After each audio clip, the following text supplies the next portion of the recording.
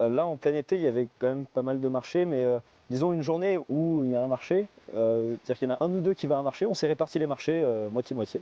On est tous les deux, complètement polyvalents, quoi. Donc, c'est-à-dire qu'on fait tous les deux toutes les tâches. Mais bon, on se les répartit On est suivant le aussi temps de poli et travail. vaillant. Donc, ce qu'on fait, c'est que, bah, imaginons que je sois au marché, et ben, c'est Léo du coup qui fait l'astreinte d'élevage. Donc, il va faire la traite, le soin des animaux, mettre les animaux dehors, leur apporter de l'eau, et ainsi de suite, et faire tous les travaux d'astreinte, qui prennent en général la matinée, avec des travaux de fromagerie. On a commencé en une seule traite par jour, pendant que les agneaux étaient sous les mers. Ensuite, quand les agneaux n'étaient plus sous les mers, on a fait deux traites, jusqu'à la fin Fin juillet. juillet. Jusqu'à la Ouais. fin juillet, on est repassé en monotraite, donc une seule traite par jour, le matin. Et donc quand l'autre rentre du marché aux alentours de 1 heure, 1 heure et demie, et ben, en général, on est tous les deux disponibles, on mange ensemble et après on est reparti sur des tâches plus diverses de l'exploitation. C'est vraiment confortable. On a un paddock pour une journée et donc maintenant tout est en fixe. Donc les brebis vont dedans, l'eau est dedans et hop, c'est parti, elles font leur journée.